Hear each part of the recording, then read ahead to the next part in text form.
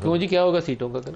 आपको तो नहीं मिलनी चाहिए, कोई हक नहीं है आपका। नहीं, देखिए बात ये नदीम साहब, एक एक जमात है, पीटीआई इस इलेक्शन में नहीं थी, आज़ाद लोग थे, एक ऐसी जमात ज्वाइन की जिसने पीटीआई इंतखाबात में क्यों नहीं थी? नहीं चले वो एक अलग नहीं नहीं देखिए नहीं नहीं नहीं but that's endorsed by no Supreme Court of but that's Pakistan. Not the case in this particular court. देखिए दैट्स अ डिफरेंट केस। अगर आप वो उस पर बात करते हैं अगर तो उस केस के ऊपर नजरें बंद करके देखेंगे। मेरी गुजारिश पहले क्या है नहीं उस पर जाएं, ये पहले जाएं, फिर इंट्रा पार्टी के इलेक्शन की बुनियाद के ऊपर वो अगर बहाल कराते हैं उधर से ये वो उसकी अपील पड़ी हुई है। At the moment there is a party जो उन्होंने जान आंखें खोल के ज्वाइन की, जिसको उनको पता था कि आगे मखसूस नशिस्तों के लिए इनकी राइट नहीं होगी, कोई लिस्ट जमा नहीं हुई, आगे कोई रास्ता नहीं होगा, उसके बावजूद उन्होंने ज्वाइन की। ना सिर्फ ये, इस जमात के आइन के अंदर बाकायदा लिखा हुआ है कि non Muslims can not be a member of this party. Sir अगर माइनॉरिटीज की हद तक सर अगर सुप्रीम कोर्ट ये कहती है कि अभी वो हमारे सामने केस नहीं है पार्टी साइन वाला और हम सिर्फ इसी का फैसला करेंगे, तो ये अनफेयर होगा, क्योंकि सुप्रीम कोर्ट ने जब वो इंडोर्स किया उसके ऊपर मोहर लगाई तो उसके नतीजे में नहीं, मगर हाउ कैन यू से दिस? देखिए वो केस भाई क्यों नहीं कह सकते? केस की अपील खुले, अगर वो आई थिंक जाते हैं पीटीआई ने फ्रीक बनने की दरखास्त कर दी है ना, इस केस कर दी है ना, दरखास्त दायर होगी। लेकिन सर हमने आज कर दी है, आई थिंक कल हो जाएगी। सर इसमें मैं अर्ज करूं, ये आर्ग्यूमेंट जो आज बिलाल दे रहे हैं ना, ये रिडंडेंट हो गई है। ये रिडंडेंट क्यों हो गई है? कल चीफ जस्टिस ऑफ पाकिस्तान ने साहिबजादा हामिद रजा साहब के कागजात इलेक्शन कमीशन से मंगवाए। उन्होंने कहा ये तो फैसला कर, ये जो बात करें ना इन्होंने, आपने ऐसी जमात ज्वाइन कर ली जिसका पार्लियामान में वजूद ही नहीं था, उसमें क्लियरली लिखा है कि साहिबजादा हामिद रजा साहब ने एसआईसी की टिकट के ऊपर कागजात जमा कराए, तो एसआईसी का वजूद बन गया।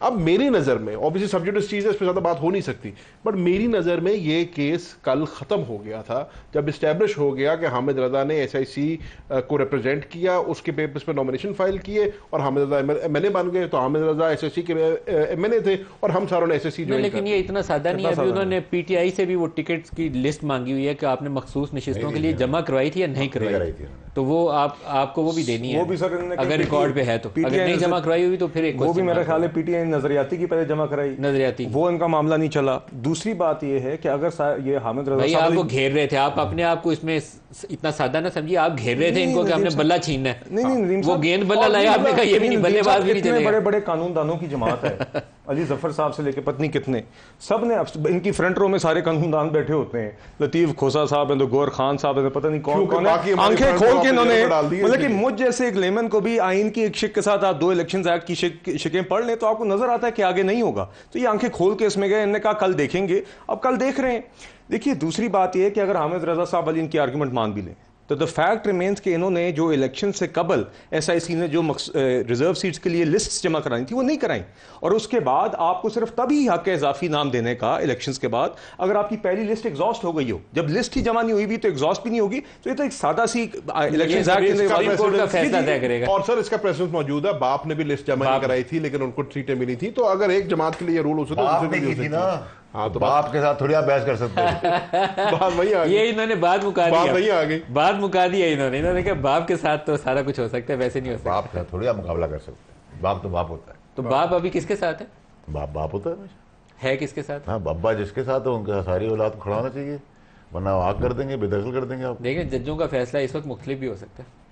सर 75 साल से ये सिनेमा बंद होगा तो हम पाकिस्तान में कुछ बेटे बगावत कर जाते हैं। हाँ जो बेटे बगावत कर जाते हैं उनका हाल भी आपने अंजाम भी देखा है सर। ठीक है, but anyway fact of the matter ये सब्जुडिस मामला है और कल इस पे फैसला आना है। हम जितनी मुहतात गुफ्तगू करें उतनी बेहतर है।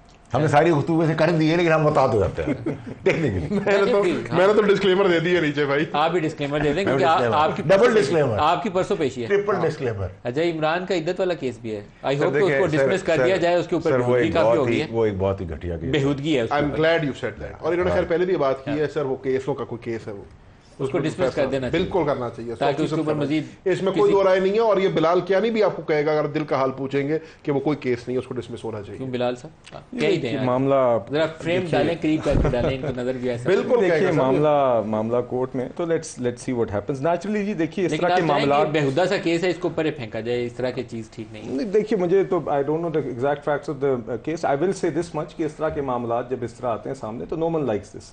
इसी तरह जिस तरह जब आप बातें सुनते थे कि जब हमारी जमात और हमारी मरियम नवाज साहिबा ख़ास तौर पे जब वो कैद में थी, तो जब बातें पता चलती थी कि रात को 12 बजे उनके नैब में उनके कमरे में घुसा जाता था या उनके सेल से कोई रिकॉर्डिंग्स करने की कोई अफवाहें आती थी, इस तरह की बातें जब आती हैं या इस तरह के मामला जब आते हैं, तो I don't think it's ever pleasant.